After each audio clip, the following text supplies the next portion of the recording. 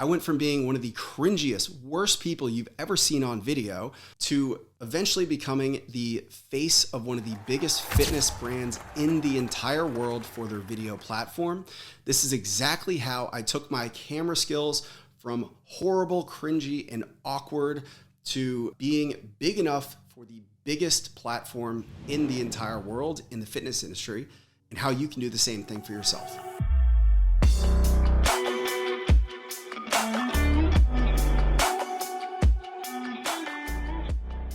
Let me give you the backstory. So I started like a lot of people, just doing selfie videos in the car, the classic strength coach providing advice or hard truths to zero people that were ever watching. But I went from those horrible, cringy, poor lighting, poor sound videos with absolutely zero skill. In fact, if you go back to the early days of the Gage Strength Training YouTube channel, you can still see those videos. Now, I'm not going to give you where to find the earlier videos from even before that, because it is that bad.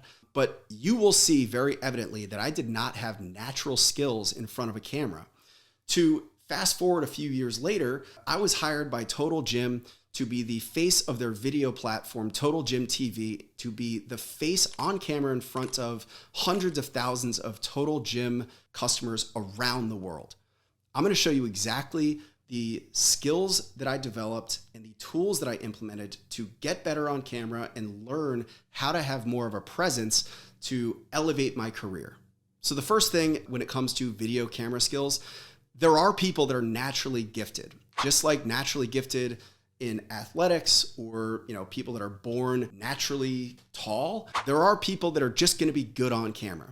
But if that is not you, it is a skill that can be developed.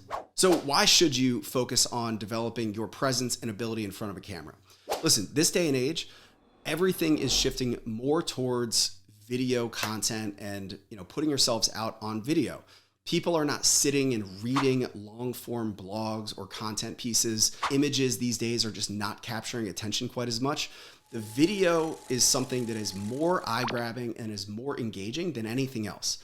If you want to make it in the industry, you have to commit to being better on video. You have to learn the communication skills, and you've got to learn the subtle tactics that we're going to talk about today with my top 3 elite camera skills that anybody can apply today. So the first one is purely mechanical. It's equipment related. Get an iPhone. If you don't have an iPhone, invest in an iPhone. That's probably the best camera that you're going to need for anything that you're doing on a local market basis. So get yourself an iPhone and then make sure you get a tripod ring light combo. It is worth the investment because any sort of shakiness, any sort of displeasure to the viewer is going to lead to people swiping away. So you want to control all of the controllable variables to the best of your ability. So that's going to control the aesthetic of the way the video looks. It's going to be stable. It's also going to control the lighting. So you're not going to have like awkward lighting that makes you look tired or old. It's just going to put yourself in the best light. And then finally, you want good audio. Now, let me tell you why audio is so important. Audio is one of the critical drivers of influence for people. There's a really famous marketing study about the potato chip company Sun Chips.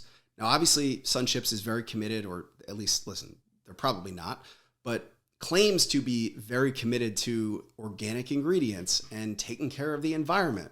So people that eat Sun Chips are people that are very much inclined to eat a healthier chip or care about the environment. Sun Chips created a bag that was a completely biodegradable chip bag. And it was this great innovation that they launched and they hit the marketplace and it absolutely tanked. The reason is because the bag made the most obnoxious noise. It was so displeasing to hear the crinkle and how loud it was that even though the people eating the Sun Chips claimed to be these tree-hugging, eco-friendly people, they refused to buy these chips because the bag sounded like shit. It's historically one of the biggest marketing failures ever. And it's a really good example of if your audio sounds like shit, nobody cares about your message because it's an incredibly visceral feeling that it causes if you don't have good audio, if there's shit tons of background noises, if it's just very displeasing to hear, you're going to get swiped away from very quickly. So that's how you can control the controllables in terms of just your equipment. Invest in an iPhone, stay up to date on whatever the latest camera is, get a good microphone. DJI makes a really solid, they call it lavalier mic that clips on, then it hooks to your phone. And then finally, use a tripod and ring light combo. It's just going to control all of those controllable variables. Number 2, you have very little amount of time to grab and hook people into your video. So you need that first second to stand out. The best way to do this is, you can use some fancy camera editing where there's some dynamic movement. There's maybe something that flashes onto the screen. Text is incredibly powerful for getting people to read and hear what you're saying. So you hit 2 different senses. But the most important thing is your content and delivery. You want to make sure that you are starting with something that causes intrigue. So maybe it's a question. Maybe it is a fact, or maybe you do what's called future pacing, where you say, hey, stay till the end of this video. I'm going to share with you blah, blah, blah. Or I've got the tip for the fastest weight loss you've ever seen coming in 1 minute. And then maybe you have a countdown timer. All of those ways are getting people to stay on your video because it's a promise of a future outcome. So make sure that that first 3 seconds hooks people in, and you are using either intrigue with something spurs curiosity, you're asking a question, or you're using that technique of future pacing where you're giving them a promise of a future outcome by telling them what they can expect at the end of this video. And the last one here is repetition and just a commitment to developing the skill. What a lot of people don't think about is these things that are soft skills. They're not technical abilities with tangible things that you can feel and touch. This ability to communicate and have a presence on camera is still a skill. And when I talk about that word skill, I'm talking about it in the same context that I would be talking about a client learning how to squat with a barbell. That is a skill that is learnable. Now, you can't learn to squat with a barbell by reading a book about it. You can't learn from going to a seminar. You have to learn through a commitment to improving and repetition. The same is true with your camera skills, your ability to communicate, and your overall presence in front of an audience. None of it will be developed just by deciding or learning or reading a book about it. You've got to put in the reps. And as awkward as you may feel doing this, that might look like standing in front of a mirror and rehearsing to yourself. That could look like asking your family and friends to sit in and critique you, both of which are things that I've done thousands of times and spent hundreds of hours critiquing myself or refining and fine-tuning and pinpointing the exact thing that I need to work on.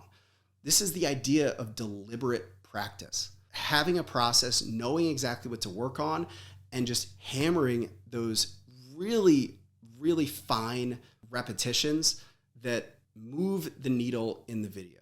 It's not just randomly filming more videos. It is refining and getting incredibly intentional about the type of practice that you're doing. So if becoming better on camera, communicating and moving people through your message and through your presence is a skill that you want to develop, that is the only way.